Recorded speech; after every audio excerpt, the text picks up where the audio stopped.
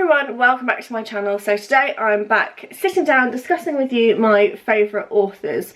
When I was doing Vida and I put out about book content and I wanted to film but I didn't know what you wanted to see, one of my most requested book videos to do was my favourite authors. Slightly hesitant to do this video just because I read a variety of genres, whether it be YA, contemporary, chick lit, fantasy, like light fantasy. What is it called? Is it called urban fantasy? Dystopian? I read a mix. I'm quite like I have quite a broad scale. I don't read crime or horror or anything like that. But the books that I do read, I dabble in. So I might read a bit of chick lit for a couple of months and then I might read, I don't know, a bit of YA. But because I haven't read all of their work, I don't feel like I can sit down and discuss my favourite authors in depth because I haven't experienced all of their writing and their like flaws and their highs. But I do have favourites, so I'm going to sit down and discuss them with you all. I'm not going to lie, I've just sat down and filmed 8 minutes of this video already, and my memory card just decided to say memory card failed 8 minutes in. The joys of YouTube. So like I said, I've got a mix of books today. I am also going to sit down and film potentially my favourite books, but just bear in mind that it's gonna be quite repetitive, which is again is something I'm quite hesitant on, is that I don't want me to constantly repeat myself. But I do want to do my favourite books, and I also want to do like a video where how to get into reading or how to get your reading bug back, because I get so many comments being like, I'd love to get into reading, I don't have the time, blah blah blah. So I want to sit down and focus on that as well. But today's going to be my favourite authors. Let's put the pile back because obviously I was talking and then the camera decided don't like the way that you film that, so let's start again. So my favourite author of the chick lit genre, I don't think it is a surprise to anyone. And yes, I've destroyed my entire bookshelf for this video. I feel like I'm really out of frame. Hang on a sec. So, ta-da! Paige Toon. I think that is no surprise to all of you. I always run on about Paige Toon. And I don't know, I just can't even describe it. The book that I read last year, which I'll go into detail in a minute, just completely put her up at the top for me, and nothing has ever compared to that. I heard about Paige Toon 2016, I think. She's been around for quite a long time. I believe she started writing early or mid 2000s. I've got one of her books here, Lucy in the Sky. That came out in 2007. I think that was her first. Don't hold me to it, I'm not 100% sure. But I heard about Paige Toon through the Zoella Book Club book, which was this one. The one we fell in love with. Let me move these to the side so I can move my hands because I'm a hand talker. So yeah, this was the first Paige Toon book that I ever read, and like I said, I heard through the Zoella Book Club, and book clubs and stuff is so important to reading and book videos because you hear about so many different authors that you would never have heard of. So I read this in 2017 and this is such a good book. I'm not going to lie, it's probably the trickiest one to read because it's done from 3 points of view. There are triplets in this called Phoebe, Eliza and Rose, and they all fall in love with the same boy called Angus.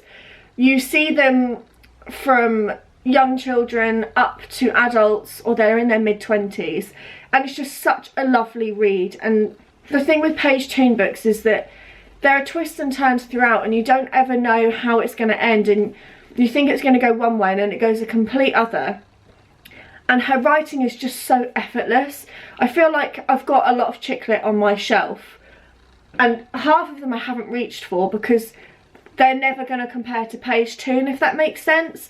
I've got one author on there. I loved her first book, read her sequel, and I've actually filmed that journey. I've done a readathon.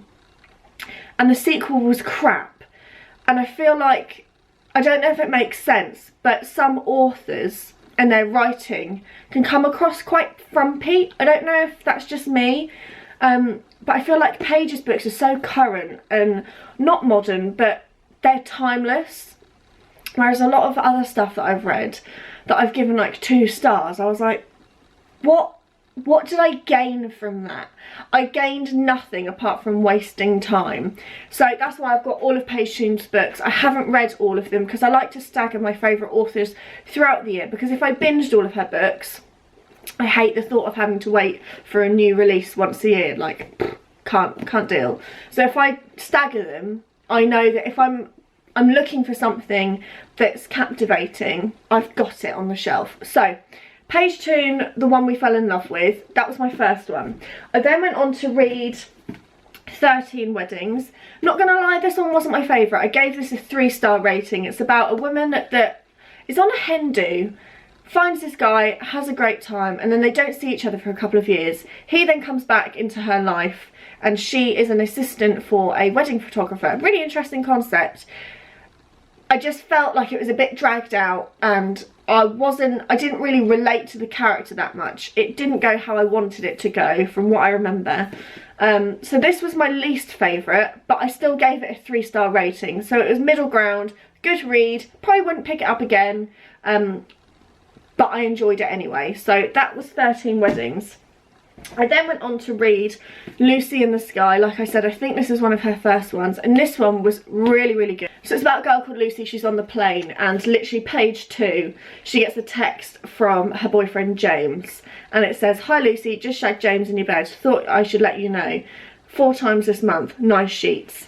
And it just goes on from there, and it's a really, really interesting book. And the one that changed it all for me, so previously I was like, yeah, I really like Paige, like she's great, and then this one came along. If you watched my book review of my feels, you'll know I wish I did a reading vlog when I read this. Just the best book I have ever read, and this is why Paige just went straight up to the top for me. This is a true love story. I'm not going to go into too much detail because I'd like to talk about it in my favourite books video. This was just incredible, and her writing is so clever, and the way that this book is written is done with years. So the title is 5 years from now, and you start from when the main character is 5 years old, and then you see her at 10, 15, 20, 25, and you see her all the way up until she's in her 40s.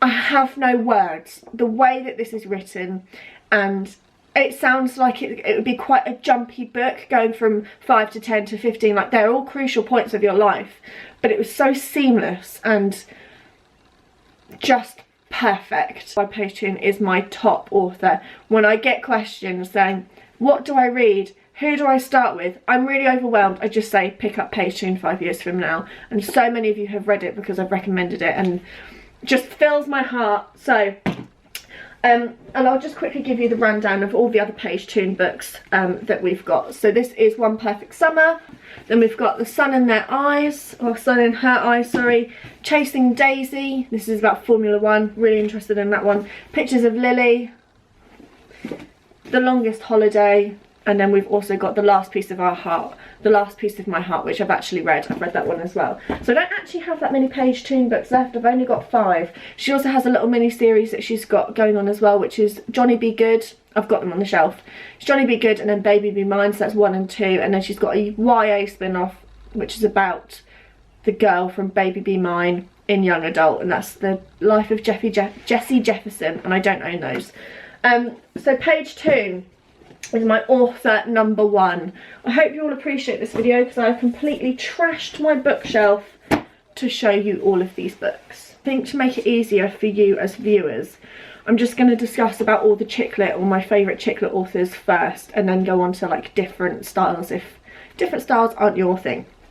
So again, I don't think it would be any surprise for you to see that, again, one of my favourite chick lit authors is Carol Matthews. Let me put these together like this.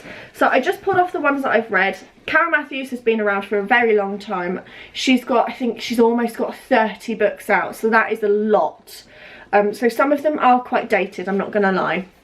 For example, this one, which is With or Without You. Can we just take a minute to appreciate the covers?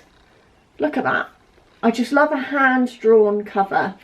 And they all match, all the spines match, they're just great. Look at that, it goes, hooray. This one was written, I want to say in 2004. Give me a minute. Yes, 2004. So I remember reading this and they were talking about listening to Daniel Bedingfield, and her phone was like a brick, because that's obviously what it used to be like back in the day, and she talked about like playing Snake on her phone or whatever. So if you get into a Carol, I would recommend starting with her earlier publications first and getting used to the writing style and just enjoying her as an author, and then sort of going backwards. I haven't read that many of hers just because she's obviously got so many books out. I have them all because I love her writing. She's an older author, so I think Paige is in her early 30s, Carol's in her 50s, but her writing isn't dated. Like I've said, some authors that I've got on my shelf, I find their writing a bit bland and a bit dated. But even though this book was written 14, 15, 16, 17, 18, 19, 15 years ago, I still enjoyed reading it last year. So just bear that in mind. Like I said, I've pulled out some of the books that I've read. So this one is With or Without You. This is about a girl that has a douchebag of a boyfriend. Whilst she's waiting for her boyfriend to figure out his life, she's like, you know what, sod it, I'm going to go to Nepal and go on an adventure and go and explore the world instead of living in her sheltered life in London. And it's a really good book. I really enjoyed that one. Million Love Songs. This was her new release last year. Her release that came out this year is Happiness for Beginners. It's out in hardback at the moment, but I think by the time this video goes up, the paperback will be available, which I'm hoping to get my hands on very soon. Million Love Songs, really like this one. I did a book talk on it. I thought it was very funny. It's about Ruby who finds her 2 feet and goes dating, and it's just great. Really liked that one.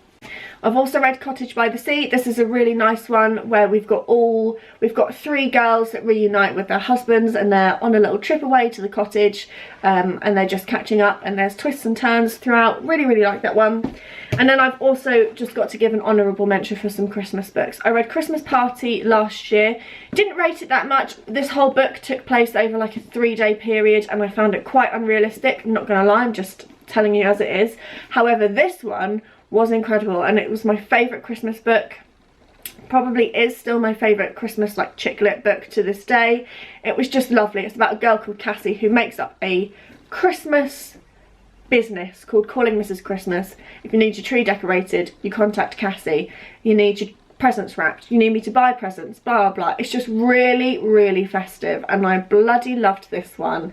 Really good. The main character, she's in her late 30s I think, so again, even though they've got 15 years on me, I still found it relatable, and I really enjoyed that book, and I think it just says a lot about the author and how she writes. So like I said, just timeless. I have also read a series that she had going on, which is the Cake Shop in the Garden. Really like that series, really recommend it. That was my first book that I read by Carol, and she's also got a second book in the series, which is Christmas Cakes and Mistletoe Nights. Is that right? Yep. I don't know if she's going to bring out a third. The book was left in a place where it probably would become into a third book, but still waiting for that to be announced if that is going to become a thing. Carol normally does 2 releases a year, I will say, so she tends to do one in springtime around Mother's Day, and then she also tends to do one at Christmas time as well, so you're always going to have plenty of content from her. Oh, this pile of books. And then my final favourite author in the chick lit genre was a new discovery for me last summer. When I finished reading 5 Years From Now, I did not know what to do with my life. And I was in a phase of mourning. If you're a reader, you'll get it. You'll read an incredible book or an incredible series, which is what I've done recently, and you think, fuck, like, what do I do with my life now that this world has ended? And someone on Instagram recommended me Dani Atkins. I've raved about these previously on my channel. And she was like, if you liked that, read this one. And I was like, okay, I feel depressed, so I'm going to read this. This was on Kindle at the time for 99p. And I'm really glad I read it on my Kindle because I love my Kindle. And this is just bawled my eyes out. I think I cried so hard I gave myself a headache.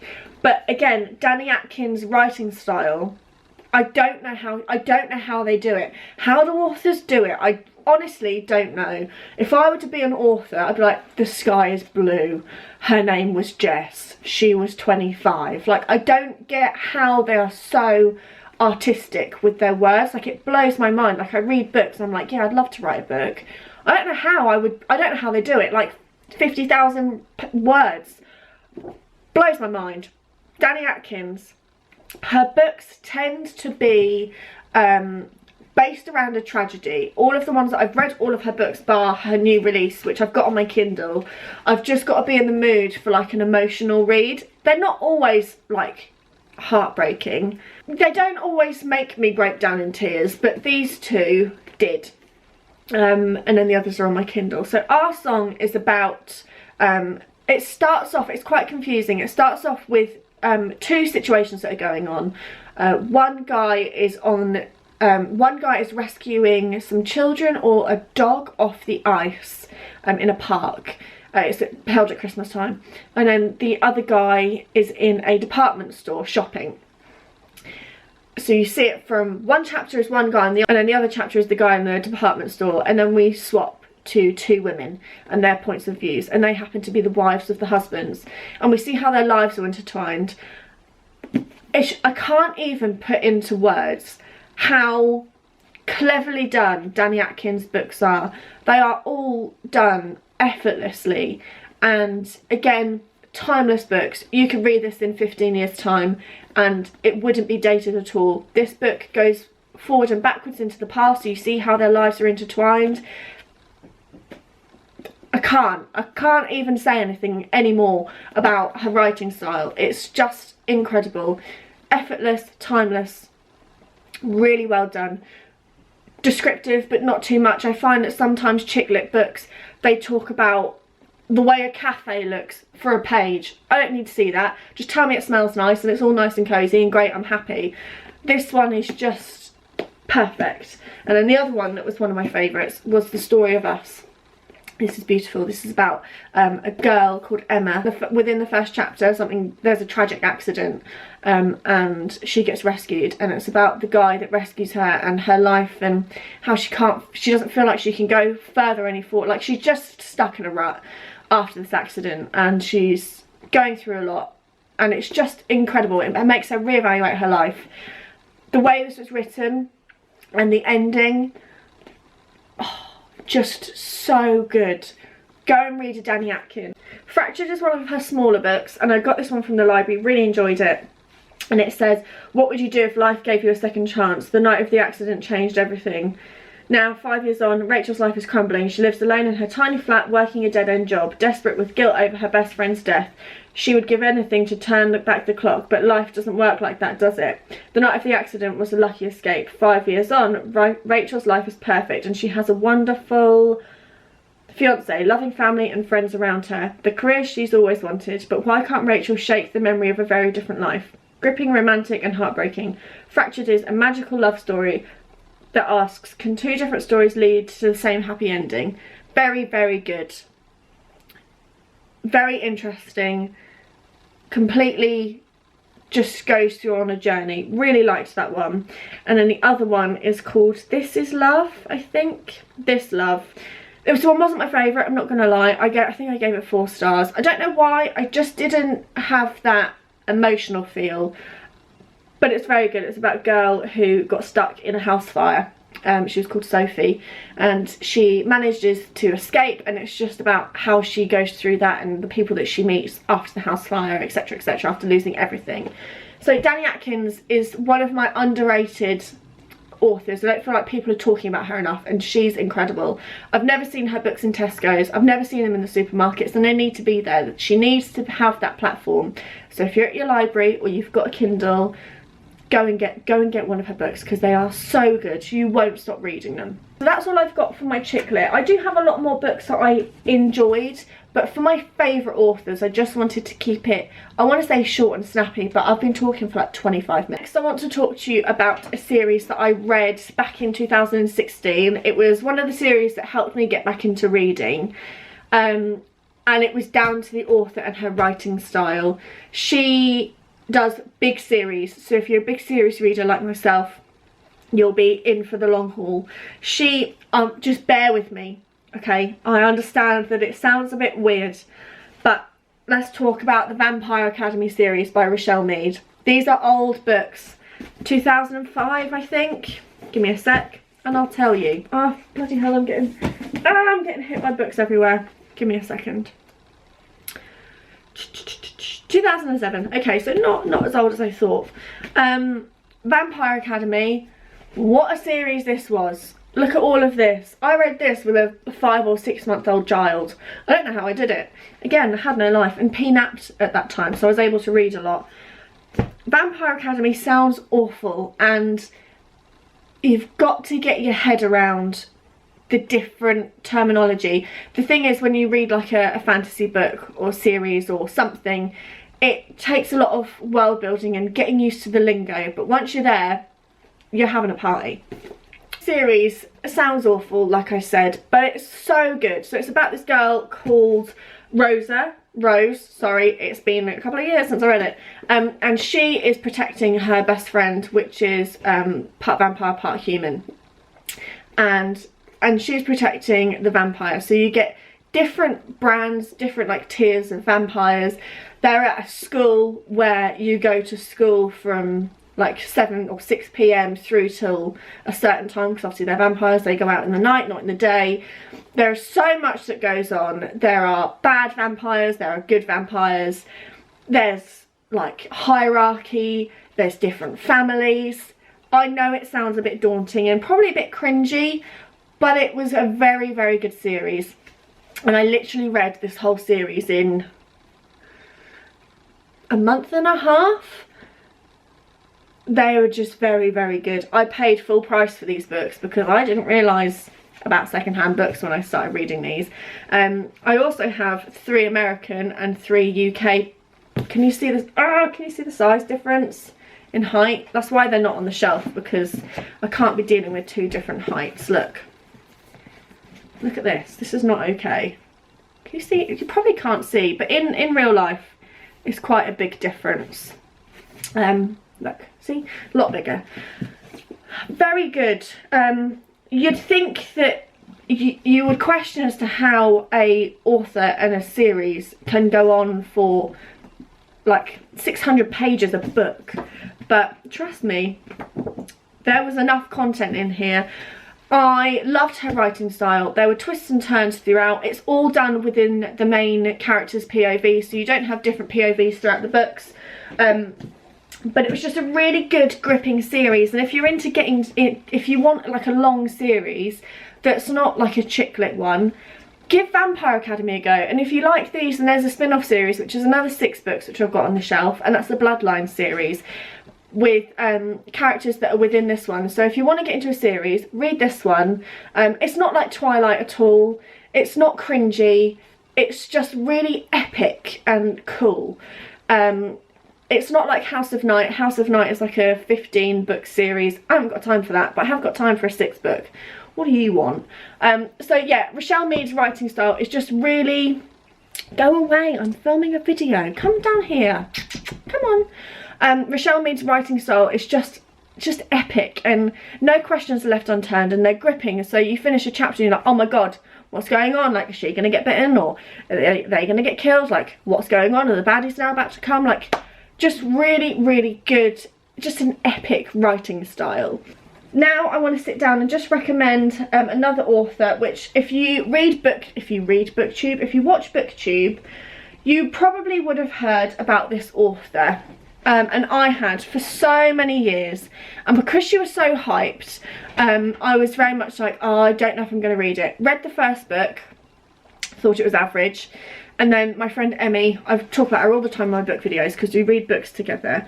My friend Emmy was like, what should we read after, which I'll discuss in a minute. And I was like, let's do a series. I want to try this again. Let's get into it. And that is the Mortal Instruments series by Cassandra Clare. Just give me a second. I can't even pick up these bloody books. Let's just do it like this. Can you see?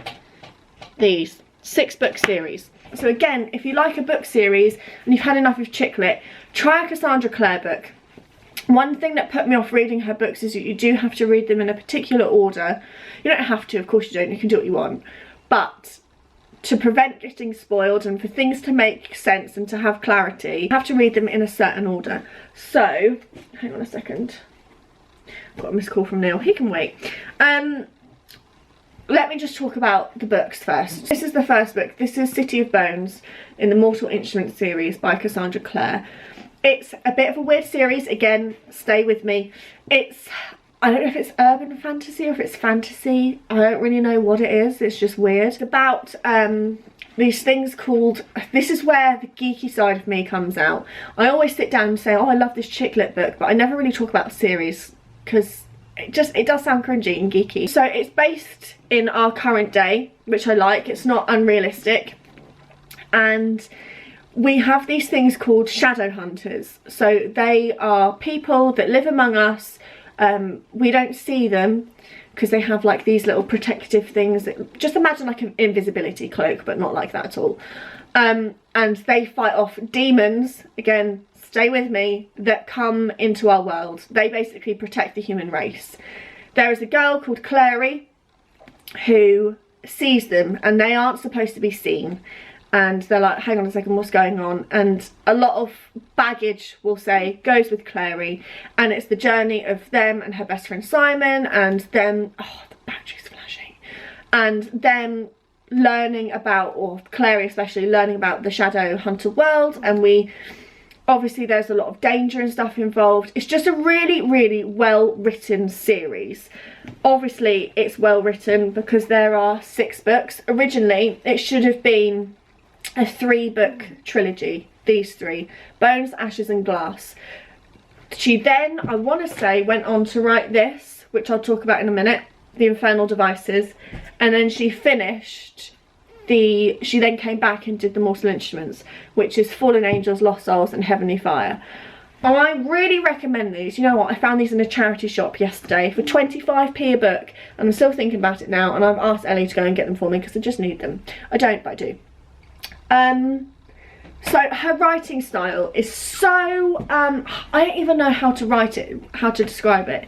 It's not captivating. I guess it depends on your relationship to the characters. I gave these books 4 stars throughout the board, apart from one I gave a 5.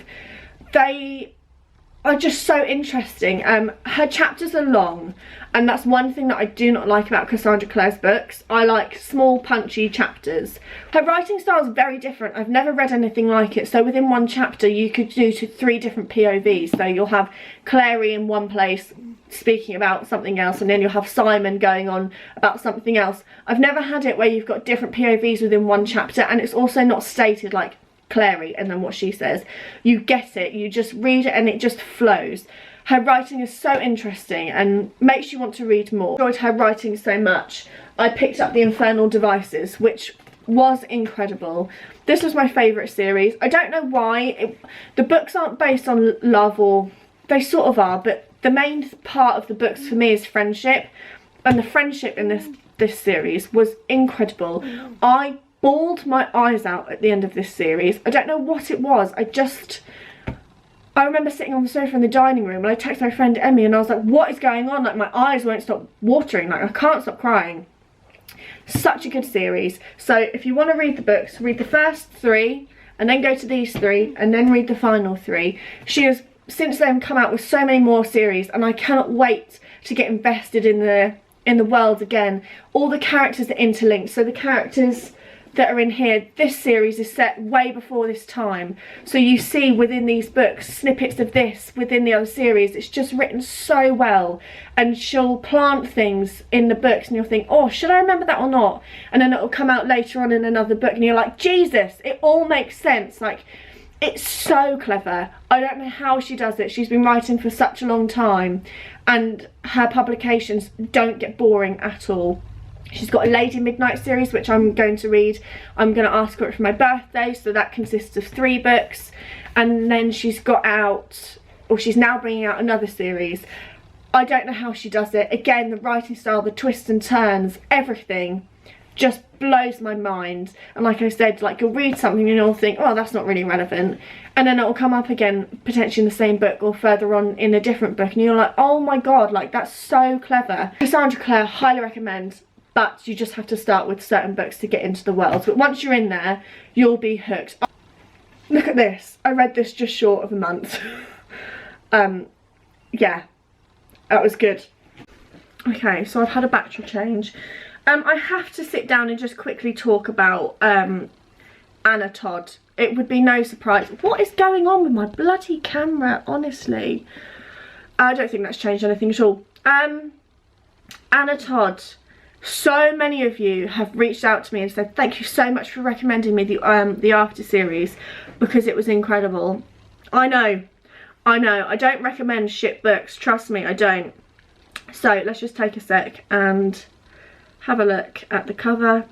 Hang on. Okay, Anna Todd, let's just take a minute. Again, I don't know how the woman does it. Anna Todd, I discovered at the start. Oh, sake. Hang on. Getting attacked by books. There we go. You stay there. Anna Todd, I discovered. What is going on with the camera? Anna Todd, I discovered at the start of this year. It was February. And, oh, Jesus Christ, I could cry just thinking about the books. They were incredible. I have never heard of her before. She's very unheard of in the UK. You probably wouldn't even know that a film has been released in the UK unless you actually follow the whole After movement. They're not in shops. I don't think her books are in shops here. They are off the radar. So if you've got a Kindle, good. I don't even think the libraries have them. I know Emmy, I think she was only able to get book 1 from the library, and then the other ones she had to get on her Kindle. Read it online if you can. Anna Todd's writing style is incredible. So in After, it's about this girl called Tessa, who starts college. She doesn't know anyone. She then has a roommate. She goes to a party with the roommate and she meets this different crowd of people. She obviously doesn't know these people. She doesn't know them, but she just knows that they're not her normal vibe. She meets the main guy called Hardin, and it's just a love interest, and we see their relationship and how everything evolves within the 4 stories. The stories are massive. There is one book that's like 850 pages. I can't even imagine how big that is. Just give me a sec. So this book here is 588. So just imagine this size is one book. I don't know how she managed to write such big books and for there not to be a dull moment. Her writing style was just incredible. I have no words, I really don't. At the end of every chapter, you're like, I need to read more. I need to find out what's going on. I want to see if they're going to end up in a relationship or if everything's going to fall apart. I need to know more. And you'd think 4 books that are so big, you'd get bored, but you just don't. I don't know how she did it. So interesting. Sometimes it's a bit cringe, I'm not going to lie. But that was why I loved it. I loved it so much. I want to read more of her work, but again, because she's not that big in the UK, I can't find them in libraries, I can't find them secondhand, and I also don't really want to spend £7 on a book on my Kindle. She's got a spin-off series to After, which is about one of the guys in there. He's got his own series, and then she's also got, I think it's one standalone, I'm not 100% sure. But the first book is from one POV, the main girl Tess, and then the second, third and fourth book are from the POV from Tess and from Hardin, which is her love interest. And I loved the first book, but I love the second book even more, which I didn't think was possible because we saw it from a completely different perspective, and you learn how flawed a character is. I've never read character development like it, and the way she did it was just phenomenal.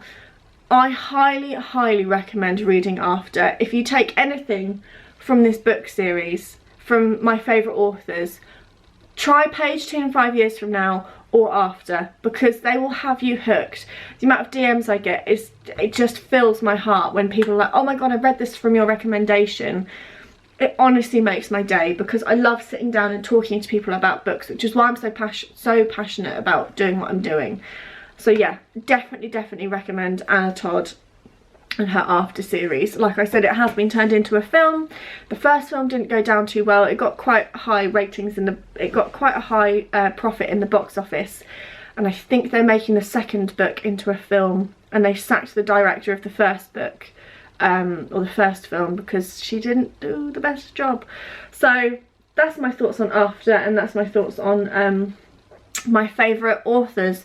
I know it's been a bit scatty. I have read so many books, so many fab books as well, from so many different authors, but they're my top. When I think about what I loved and what I would go back and read in a heartbeat, it would be the authors that I've recommended. Obviously have honourable mentions like Jane Fallon, Jenny Han, Kira Cass. What else have I enjoyed? I've just read so much. It's hard to think. Obviously J.K. Rowling. And all of that stuff, but hopefully this has given you a bit of a mixed bag. Stephanie Garber, who writes Caravel, loved those books. They'll be in a different video, but I can't say she's my favourite author because I've only read 2 of her books, if that makes sense. So I'm going to wrap it up here. I really hope you enjoyed this video. Hopefully you've taken something away from it. Leave me a comment below. Let me know your favourites, your go-tos. I'd love to know, because obviously I'm always on the lookout for new books. I hope you all enjoyed today's video, and I will see you all in my next one. Bye!